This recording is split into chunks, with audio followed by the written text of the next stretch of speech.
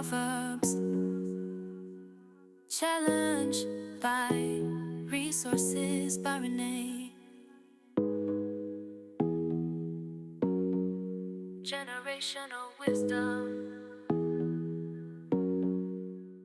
Good evening, everyone. Thank you for joining us yet one more day, day 10. We're doing chapter 10 in the Proverbs Challenge, Generational Wisdom. I'm so glad to have you all join us today, but particularly, I'm glad to have my friends here. We have Mr. Randal Smalls and we have Mr. Ethan. I want Randal, take a couple minutes to introduce yourself to the audience, please. Well, it's an honor to be here, Renae. I'm happy all you're doing with Resources by Renae. People need that gift that you bring. I was speaking with a woman earlier today about she came out of high school, didn't know what in the world she wanted to do. And I said, well, you need Resources by Renae. That's what needs to happen because she connects you to know where you're supposed to go and fit in and all that sort of stuff. So it's been a pleasure watching you continue to develop and expand in all these realms, Renae, with what you're doing, putting people in the right places. It's kind of a gift that you have there. So it's cool to be a part of this Proverbs challenge with you. Thank you. Thank you again. And this is your second time around with me. So thank you for joining us again for doing this. And Ethan, tell them a little bit about yourself. Okay, hello. My name is Ethan. I'm a 22-year-old nursing student. I just recently met Renae because I've been friends with her son for about 5 years now. So finally got the chance to meet her, especially, and then she's always been kind of like sweet and so much kindness to me ever since I met her, and just always give me wise words of wisdom. So it's nice meeting her and just having her. Oh, thank you, Ethan. I guess Caleb didn't tell you a little bit about Mama Renee. Yeah. Well, I'm just so glad to have you both on tonight discussing chapter 10, but we're going to get right into it. Generational wisdom, Proverbs challenge. So, Proverbs overall, Rand, I'm going to start with you. Why is it so important that we study Proverbs? You know, Renae, I had the outlandish privilege of being raised in church. I've been in church all my life, literally since before I was born. My mom played the organ, so I was in her with. So anyway, you do the math. But even when I wasn't serving God, I didn't have a connection with God. I had my ups and downs, flings with God, I called them, even though I had to be in church every Sunday because my parents were the pastors, right? But I always read, I learned at a young age that you should read the Bible every day.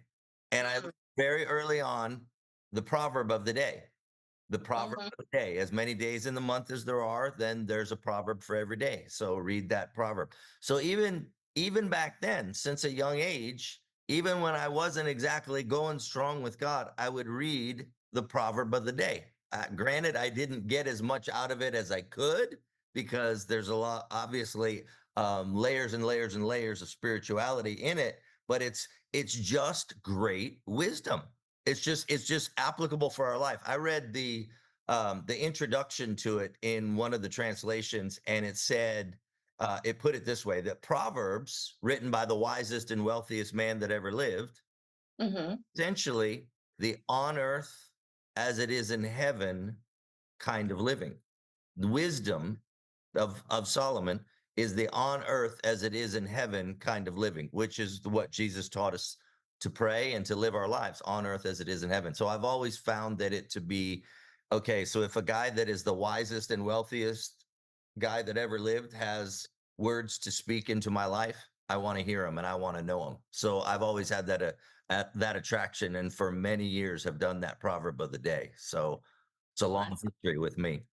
Yeah, and that's the same thing with myself and my boys. I actually, started doing the proverb a day with them since they were in middle school, high school, and it carried on. So I'm just so glad that you brought that up because that's what we want our audience to do. We really want them to develop that habit.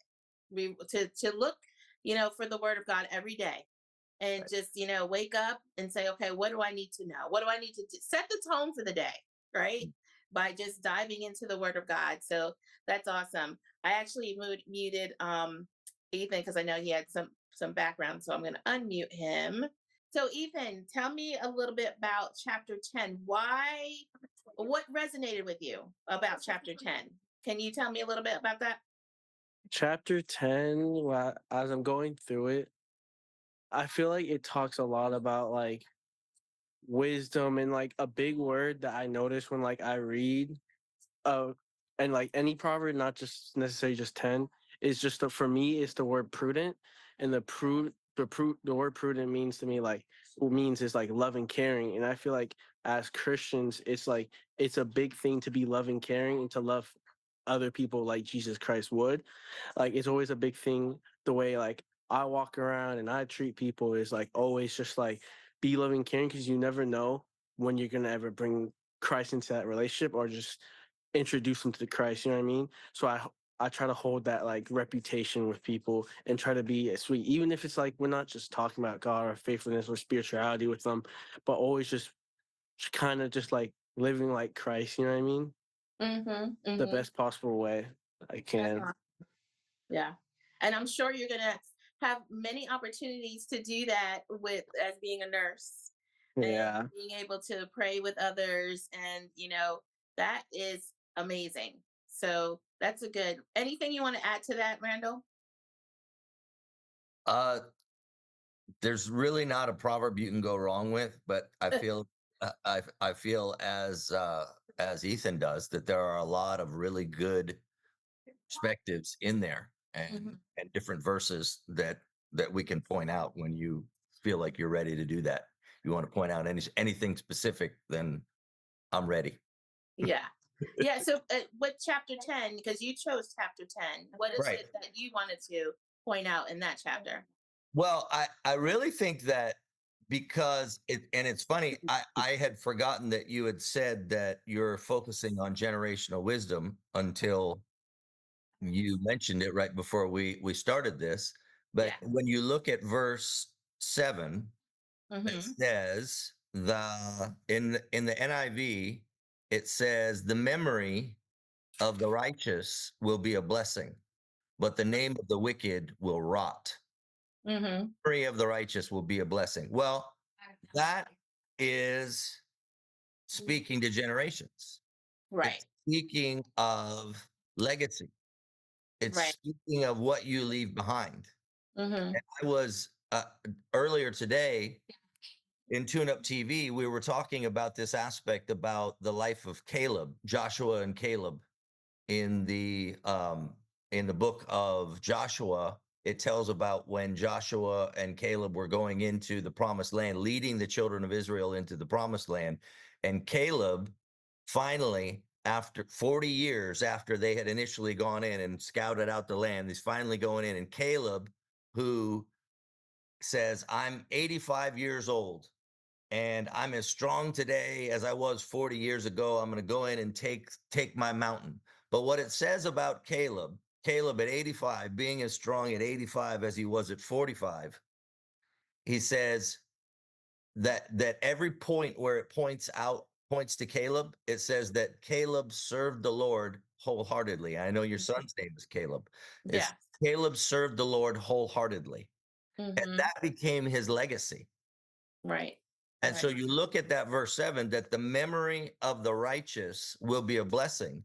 If we have our hearts and minds set on serving the Lord wholeheartedly, you're eventually going to be led into increasingly experiencing all God has for you. And you're going to leave a legacy of seeing promises fulfilled. You'll see accomplishments reached, goals attained, all these sorts of things. What? Because you serve the Lord wholeheartedly. So generation to generation, it's passed. So in Joshua 14:14, it says about Caleb that the mountain that he inherited, that forever from that point forward, it was known, the mountain of Oreb was known as Caleb's mountain because he served the Lord wholeheartedly. So that's leaving his children's children generational wisdom of serve the Lord wholeheartedly. And if there's a book in the Bible, obviously all 66 have it, But if there's a book of practical instruction on serving the Lord wholeheartedly, it's Proverbs. It's Proverbs. That is absolutely. And I'm glad you brought that up from generation to generation. So I'm going to ask Ethan if you can unmute again. From he's talking about generation to generational generation. Can you remember? I'm sure you can. There's some wisdom that has been passed on to you, whether it's from grandma, mom, dad, mentors, teachers, pastors, whatever. What can you remember that you are now applying in your own life that's been passed on to you? What are some words of wisdom that you can remember that can apply Words of to today's, like young people today? I feel like especially words of wisdom that kind of relates to me more is especially like it also says it in Proverbs 10 verse 19, which is sin is not ended by multiplying words, but prudent hold their tongues. And I feel like a big thing nowadays that not even just the young but the old but anyone can use is just being able to hold your tongue in certain situations, because I feel like, especially with sin, it's off of us reacting off our own emotions. And like as Christians, we're not supposed to be led by that. We're supposed to be led faithfully, knowing times when to step back, when to pray about certain things, how to go in a spiritual matter rather than an emotional matter. That's so good. That's good. There's John does basketball. My husband John does basketball coaching. And one thing we incorporate is the 24-hour rule. Like we don't want to, kids that don't get to play, parents may get to that level, or you may have emotion because you are not winning for the night. You're not winning the game.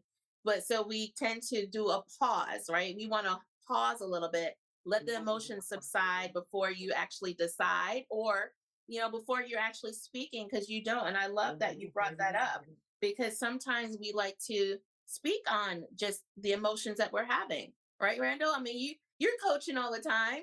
So is that something that you would advise someone to do?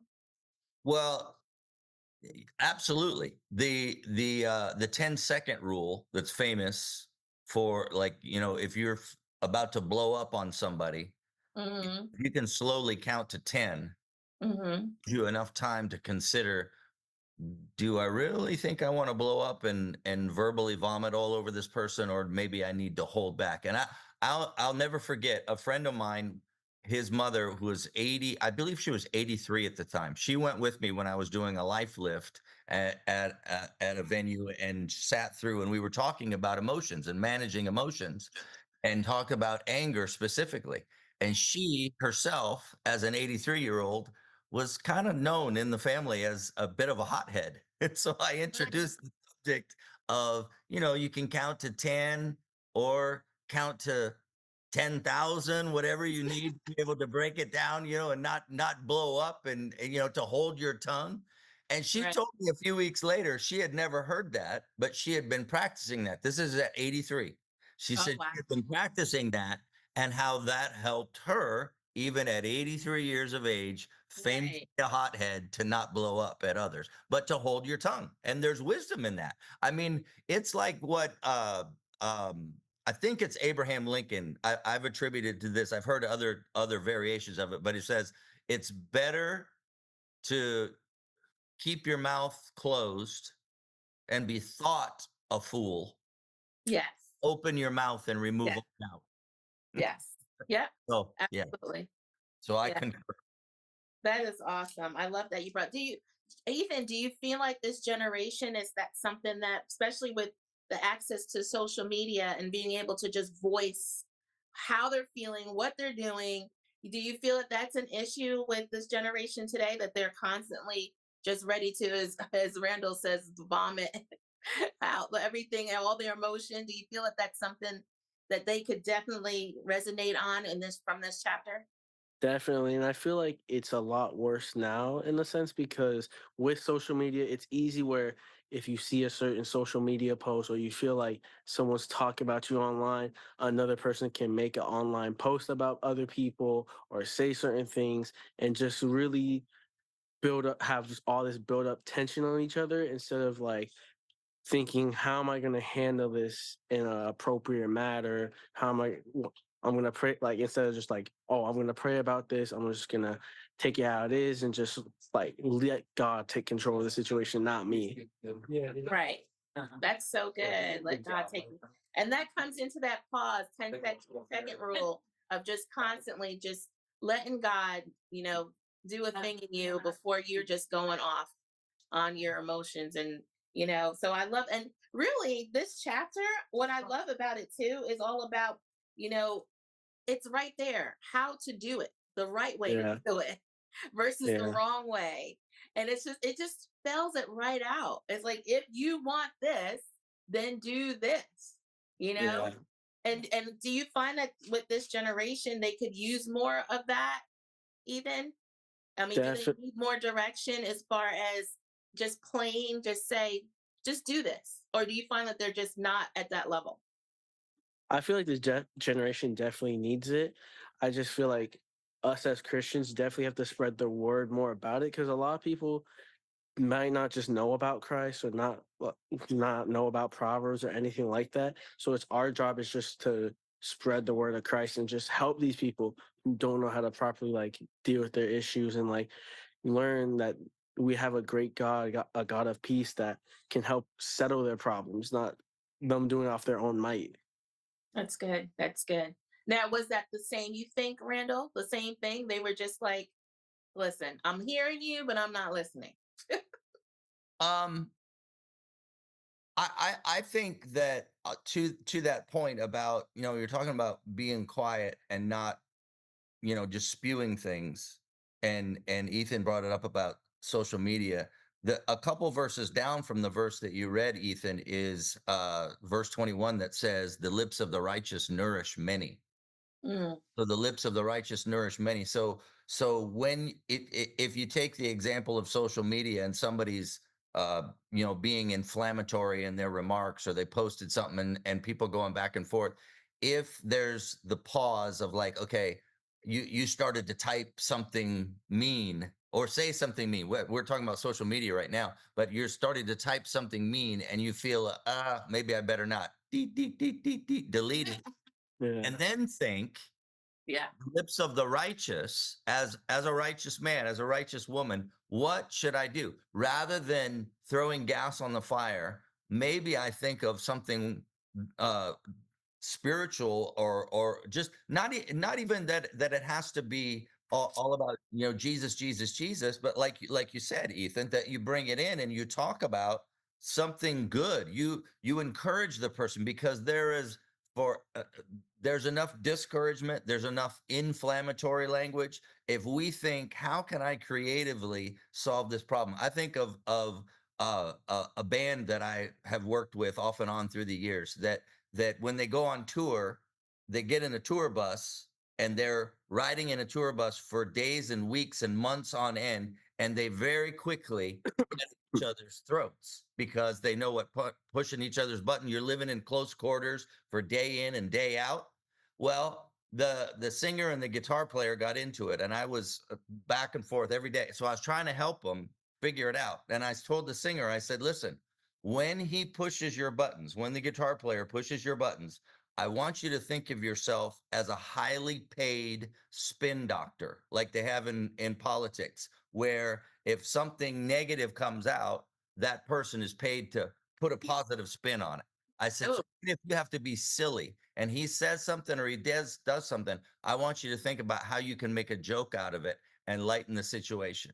Well, the next day and going forward, that saved the tour because they didn't at each other's throat, because you started thinking of a way. And it's a principle of this verse, that the yeah. lips of the righteous nourish many rather than inflame many.